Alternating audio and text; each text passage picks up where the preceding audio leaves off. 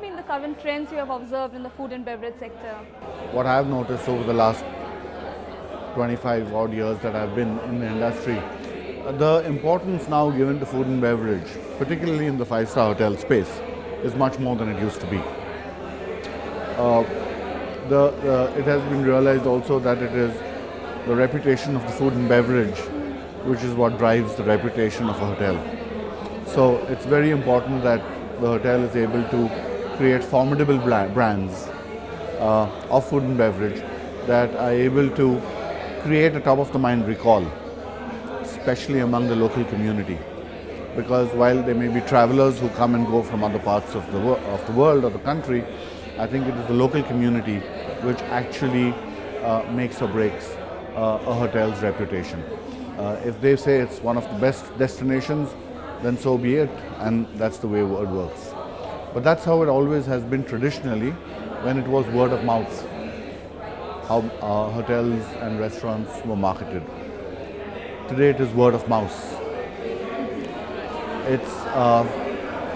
It's instant, it's online, and once there's something which has gone out there into the market, it can never come back. So that is what it is that's making it that much more challenging today for hoteliers and for people who are in this space. And at the same time, we need to be, as hoteliers and restaurateurs, we need to be aware, and we need to be swift in being able to.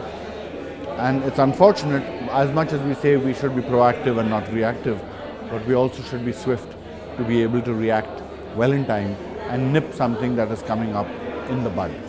So what has been the extent of involvement in social media of ITC Maurya? Because here we have the online platform where booking reservation is happening. So ITC over the last few years has consistently been awarded as among the leading hotel chains for its online marketing, social media management initiatives. And that has actually not happened overnight. It's been with a lot of effort. Because trends are changing not every year or every couple of years, they're changing every 6 months. The way people are reacting to various platforms and forums is evolving constantly. Just about a year back, WhatsApp was just about gaining traction. Today it's become the primary source of rapid communication and instant communication. So that's just one example. But things are changing so at such a fast pace that you need to have the right people on the job doing this. And I don't believe that hotels or restaurants need to pretend that they can handle it in-house. There are agencies and there are specialists who they're doing this job. They're probably in their early 20s, and you say, what the hell are they going to teach me? But you know what?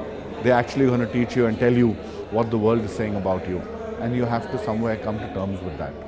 So while on one side you're managing your delivery of the food and beverage experience, on the other side you're managing your content that's going out into the public domain.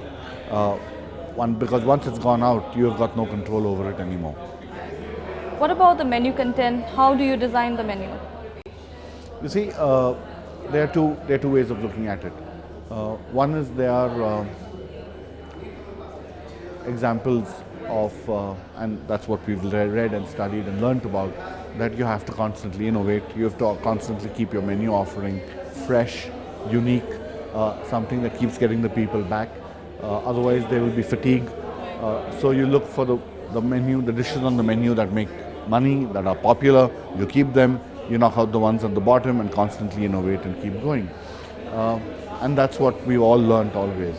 But then comes along a restaurant like the Bukhara, which has had the same menu for 35 years. And touch wood, that restaurant continues to have lines outside on a weekday or weekend. So there's no one rule that works for everybody. It's different strokes for different folks. If something works for you, my recommendation is just leave it. Don't tamper, don't mess with it. Okay? If you believe there's a requirement or an opportunity to mess, you could experiment parallelly somewhere else and then bring it on board once you know that that is a success. But at the cost of what is going well, don't try and do something new. I meant, yes, you can just elaborate on this. Startups, not just as a restaurant or as a diner, but someone who wants to play in the e-retail space and the e-commerce space. Yeah. What would they need to keep in mind, or is there any specific research or time frame? Yeah, you just need to know who your target is. That's the most important. You could be having the best of concepts and the best of thoughts and ideas, but in the wrong space. So you need to know exactly what it is that you are targeting and the audience. And the fact is that there has to be a little bit of sustenance, ability to be able to sustain what it is that you've started, because maybe the first 2 or 3 months may not be the best indicator to tell you if you're doing well or to say if you're doing badly. Because I know some of the most successful startups today that were a disaster when they started off in another avatar somewhere else. They shut that down, opened somewhere else, and they rocked, as it were. So, on the other hand, something that started really successfully, ran for 3 months, and suddenly it was gone. It fell off the face of the earth. So, there's no one rule as far as that is concerned, but I think a couple of major ones would be finding the right target audience, ensuring that you have the ability to sustain what you start.